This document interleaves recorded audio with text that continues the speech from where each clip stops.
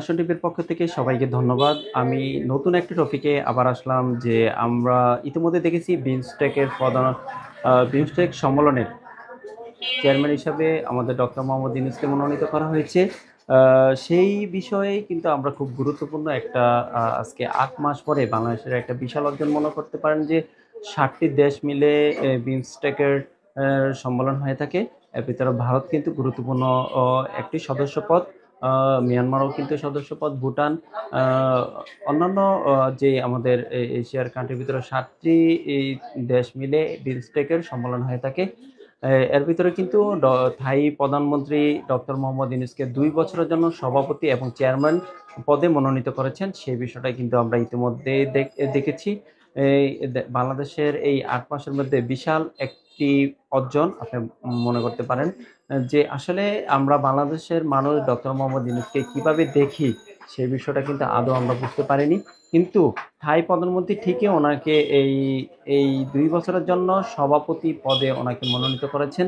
সেই বিষয়টা কিন্তু আমরা ইতিমধ্যেই কিন্তু আমাদের বহির্বিশ্বে এই নিয়ে কিন্তু খুবই আলোড়ন সৃষ্টি করেছেন। আর ডক্টর মোহাম্মদ ইউনূস আর মোদির মাধ্যমে সাইড লাইনে আমরা দেখেছি ৪০ মিনিটের কিন্তু একটা বৈঠক হয়েছিল।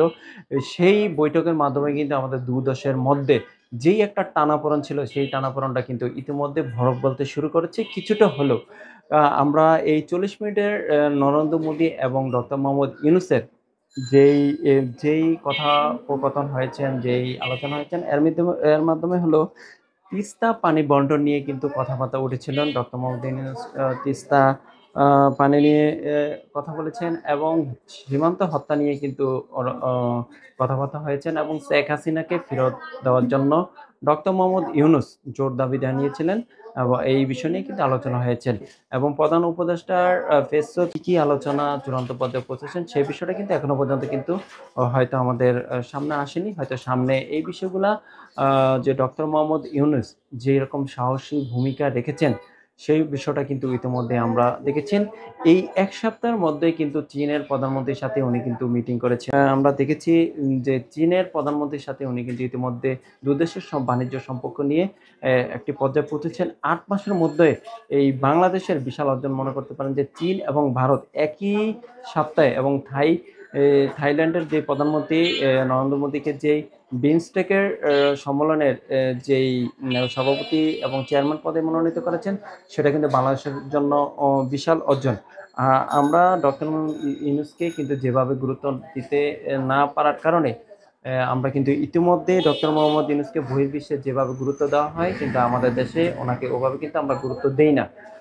সে বিষয়টা কিন্তু আমরা এখনো বুঝতে পারতেছি না এবং সংস্কারের জন্য ডক্টর মোহাম্মদ ইউনূসকে কতটুকু রাখা দরকার আসলে কি সেটা কিন্তু বাংলাদেশের মানুষ কি রকম ওনাকে নিয়ে চিন্তা ভাবনা করতেছেন সে বিষয়টা কিন্তু আমরা ইতিমধ্যে বুঝতে পেরেছেন যে ডক্টর মোহাম্মদ ইউনূসের বিকল্প এই বাংলাদেশে কেউ কিন্তু এখনো পর্যন্ত নেই এবং আপনি দেখাতে পারবেন না।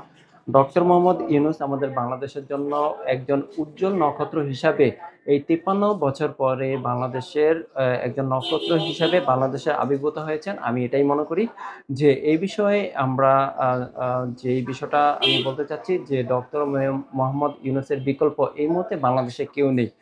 আপনারা নির্বাচনের জন্য আ নির্বাচনের জন্য বিভিন্ন রাজনৈতিক দলগুলো কিন্তু সামনের দিকে এসেছেন। বাংলাদেশের এমন একটা পর্যায়ে এখন আছেন, যে পর্যায়ে কিন্তু আসলে কোনো আইনশৃঙ্খলা বাহিনী বলেন, দেশের প্রশাসনিক বলেন খুবই দুর্বল পর্যায়ে কাজ করতেছেন। কিন্তু ডক্টর মোহাম্মদ ইউনূস এই দুর্বল অবস্থাও কিন্তু উনি কিন্তু দেশটিকে বিভিন্ন আন্দোলনের মধ্যেও উনি কিন্তু দেশটিকে নেতৃত্ব দিয়ে যাচ্ছেন।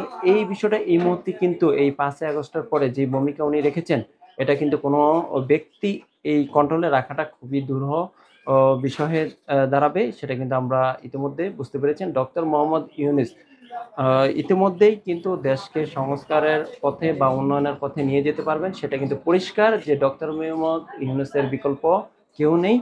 আ আজকে আমরা যেই বিষয়টা ৮ মাসের মধ্যে প্রাপ্ত হয়েছেন, শেখ হাসিনার যেই বিষয়ে বিভিন্নভাবে ভারত এবং বাংলাদেশের যে ২ দেশের সম্পর্কটা দূরত্ব শেখ হাসিনা যতটুকু সম্ভব পেরেছেন কিন্তু এই বৈঠকের মাধ্যমে এই ২ দেশের সম্পর্ক ভরক গলতে শুরু করেছেন সেটা কিন্তু ইতিমধ্যে খোলাসা হয়ে গেছেন। এবং বাংলাদেশে বহির্বিশ্বে ডক্টর মোহাম্মদ ইউনূসের যে ভূমিকা মান সম্মান সেটা কিন্তু আমরা ইতিমধ্যে এই বিমস্টেকের সভাপতি পদ পাওয়ার মাধ্যমে কিন্তু আমরা বুঝতে পেরেছি। আজকের বিষয় টপিক ছিল বিমস্টেকের যে সভাপতি বা চেয়ারম্যান পদে মনোনীত হয়েছেন, এটা কিন্তু আমাদের বিশাল একটা প্রাপ্তি। আর ইতিমধ্যে চীন এবং ভারতের মধ্যে যে বৈঠক হয়েছেন সেটাও কিন্তু ৮ মাসের মধ্যে বিশাল একটি অর্জন ডক্টর মোহাম্মদ ইউনূসের সরকারের জন্য। আমরা অন্য কোনো বিষয় নিয়ে আবার আপনাদের মাঝে আসবো। আমরা কমেন্টে জানিয়ে দিবেন যে ডক্টর মোহাম্মদ ইউনূসের বিকল্প কেউ আছে কিনা, সেই বিষয়টা আপনারা কমেন্টের মধ্যে জানাবেন। আর নেক্সট কোনো সরকারকে আপনারা দেখতে চান কিনা সেই বিষয়টা আমাদের কমেন্টের মধ্যে জানাবেন যে ডক্টর মোহাম্মদ ইউনূসের বিকল্প কেউ আছে কিনা। আজকের জন্য বিদায় নিচ্ছি জানা পক্ষ থেকে। সবাইকে ধন্যবাদ।